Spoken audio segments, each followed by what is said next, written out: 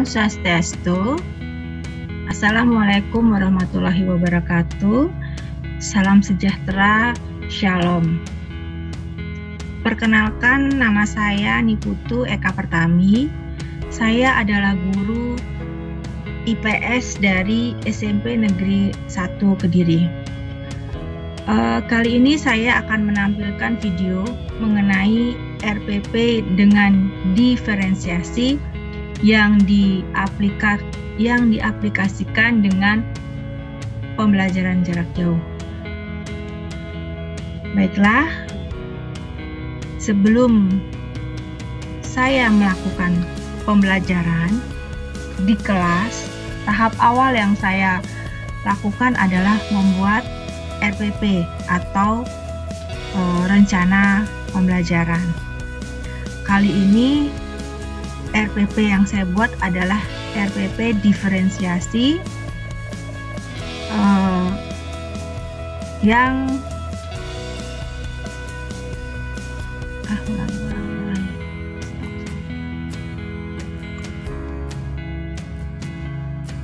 Jadi RPP yang saya buat ini adalah RPP pembelajaran jarak jauh atau RPP yang sudah didesain berdiferensiasi. Jadi RPP yang saya buat ini merupakan RPP 1 lembar dengan 3 komponen utama. Jadi seperti ini contoh RPP saya.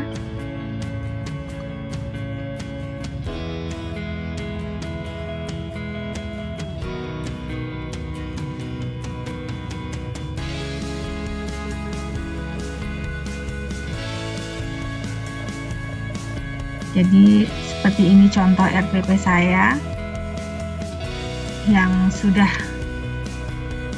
saya buat, yang berisi 3 komponen utama, yaitu memuat identitas sekolah,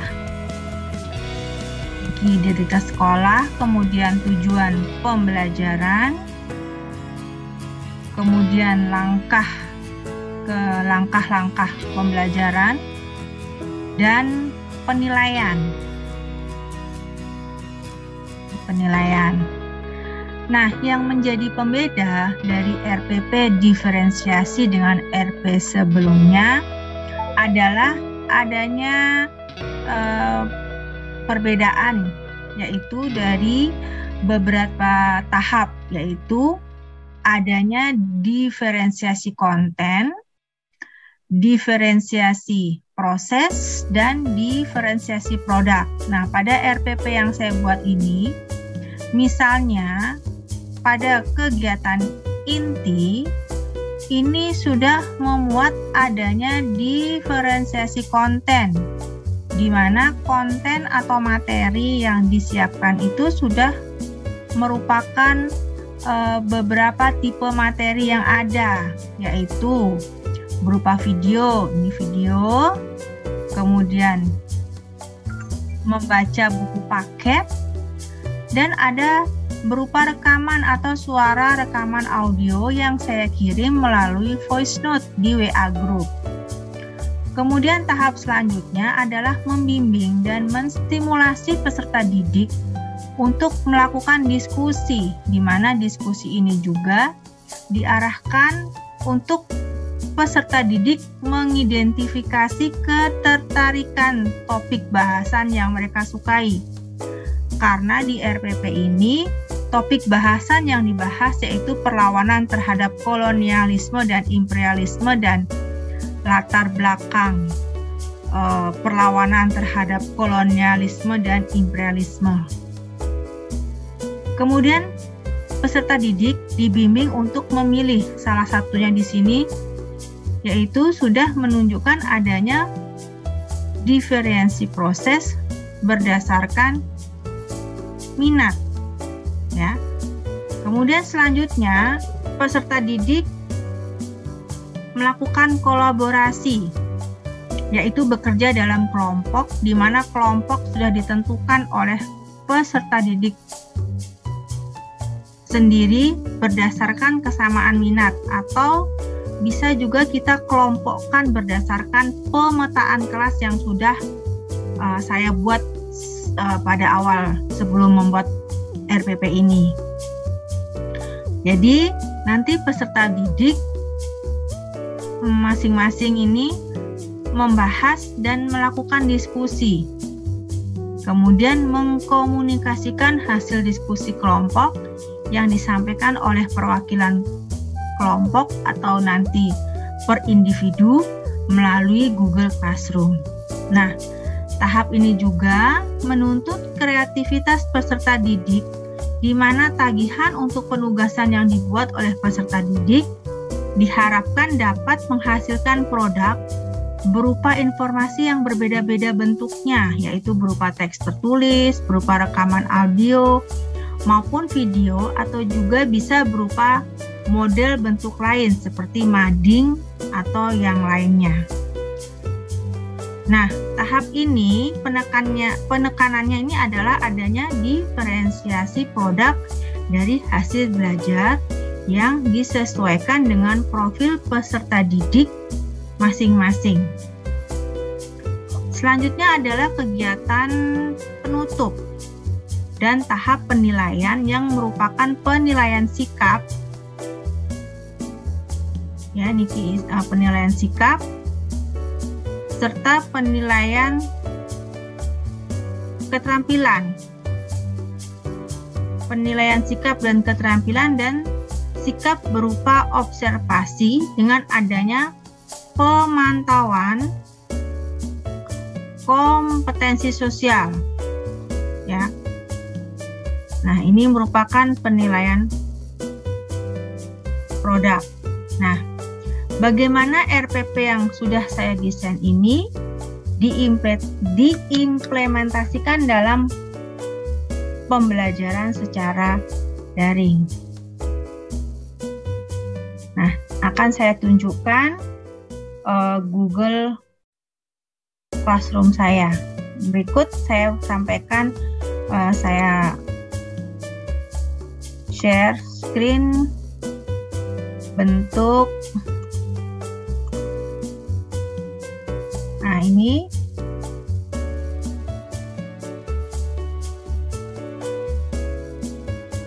adalah Google Classroom yang saya buat.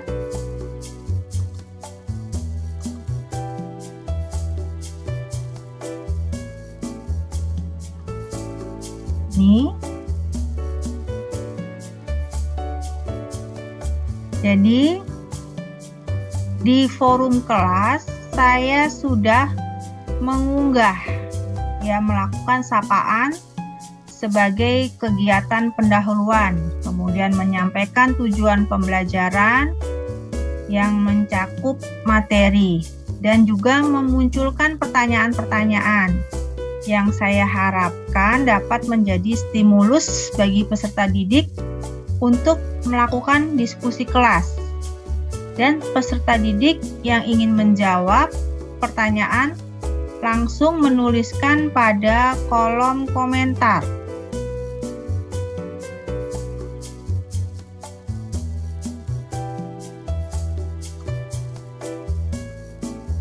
Ya, kemudian dapat menyampaikan pendapat-pendapat mereka mengenai pertanyaan yang saya ajukan.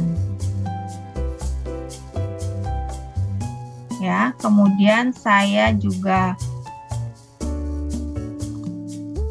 membangun pengetahuan awal peserta didik, ya, mengenai topik yang akan dibahas dari hasil diskusi yang dilakukan pada kolom komentar ini.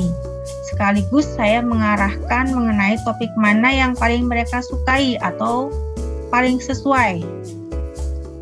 Ini dia.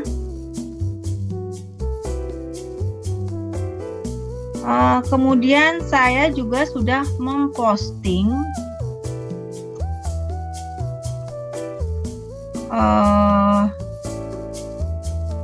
materi berupa video yang menggambarkan visualisasi animasi 2 dimensi. Dari topik bahasan dari topik bahasan ini.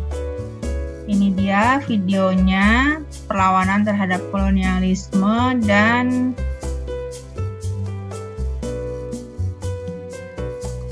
organisasi pergerakan nasional.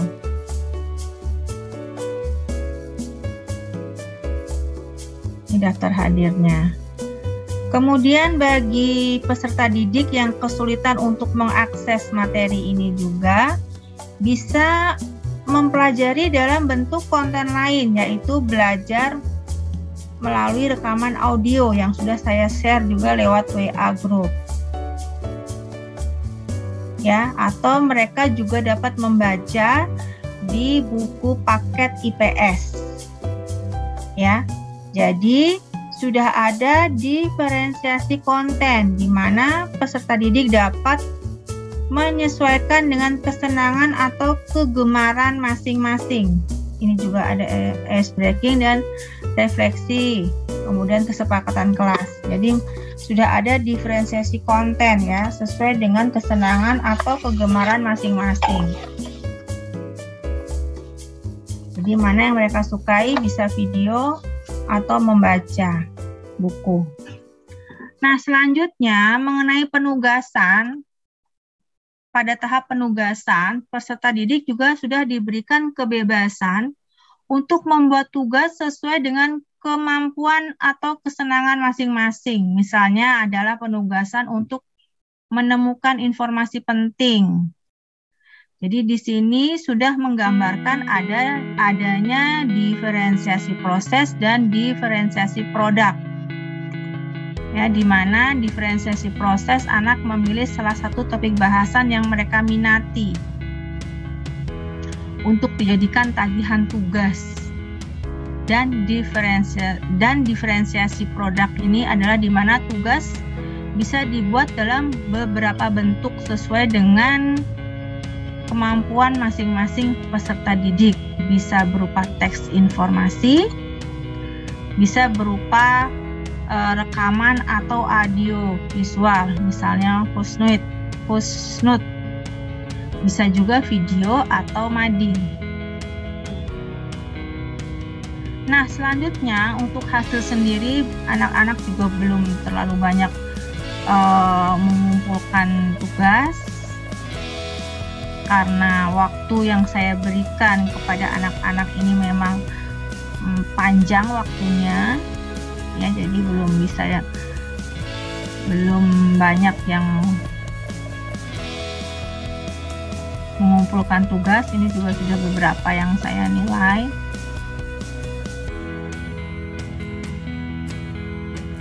Ya, jadi pada dasarnya yang ingin menjadi penegasan bagi saya adalah RPP diferensiasi ternyata dapat dilakukan secara daring dan sangat tergantung pada kreativitas guru serta untuk feedback atau respon anak-anak dalam mengikuti pembelajaran secara daring ini. Baik, semoga video ini dapat bermanfaat dan dapat menginspirasi teman-teman yang lain.